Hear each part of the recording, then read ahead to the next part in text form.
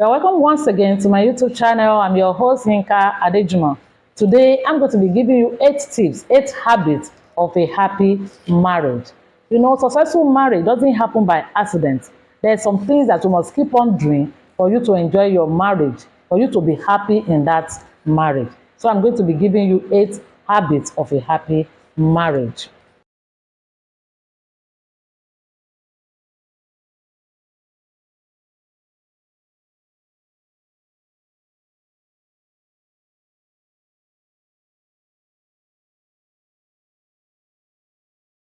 Number one, open communication. There must be open communication. Relationship is for talking. You understand? You must know the right time to talk. You must know how to talk. Don't bottle down your emotions. You must learn how to share your thoughts, your feelings with your partner. Your partner is not a mind reader. If anything is bothering you inside that relationship, you must open up your mouth and talk. Talk honestly about your feelings, about your fears, about your purpose, about your plans and problems. It's your partner. Don't be afraid. Talk, discuss with your partner. Women love it when their partner is always talking with them. Your wife wants to be hearing you talking with her always. So cultivate the habit of open communication. Let there be open communication in your marriage. Communication is a bedrock of any good marriage. Number two, there must be mutual respect. The Bible says you should respect one another. There must be mutual respect between the two of you if you want to have a happy marriage. Don't disrespect your partner. Don't talk to your partner anyhow. Appreciate every effort of your partner. You must respect each other's opinions, boundaries, and individuality. This one will help you to have a happy marriage. Number three, you must learn how to appreciate one another. So appreciation and gratitude goes a long way if you want to have a happy marriage. Don't take any effort of your partner for granted. So you should learn how to thank each other, both for small and big things. Don't think that is it not his responsibility to take care for the members of his family? No, there's so many people outside there that they are not responsible. So don't take the effort of your partner for granted. Learn to appreciate one another. Learn to appreciate one another, both for small and for big things. Number four, learn to spend quality time together. Learn to have time for one another, please. Quality time together will strengthen the emotional connection. So you must have time for one another without any distraction. Take your phone. You must have we time together.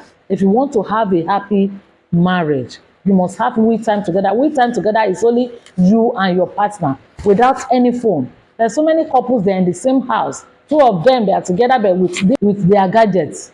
They will be in the same parlor watching all manner on their different gadgets. But they are together and at the same time they are not together. No, you won't bond like that. You won't have a happy home like that. You won't even know what is going on in the life of your partner. So two of you must have time for one another always. Please, create a we together habit. Number five, you must practice forgiveness. No matter how two of you love each other, you will step on each other's toes because of the closeness. And marriage is a relationship of two forgivers. So you must learn how to forgive each other. I used to tell singles, I said, you must know what to forgive and you must know what to run away from. Anyone that loves you will not abuse you. Anyone that is constantly stepping on your boundary, making you to compromise your value, doesn't love you. So you must learn how to forgive one another.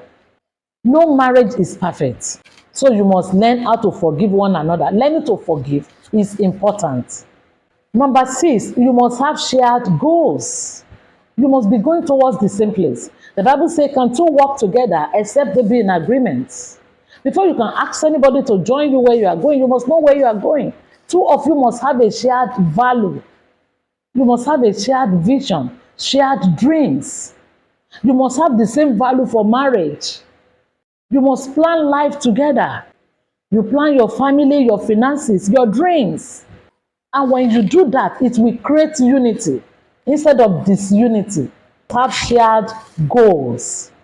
And number seven, you must learn how to laugh together.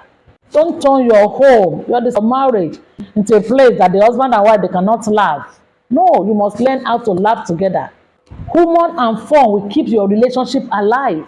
You must learn how to laugh on each other's mistakes, each other's error. All this one will create memories when your partner is not around. The shared goals, the laughing together. You must have it. You must have your own rituals as a family, the things that you used to do. Have fun time together as a couple.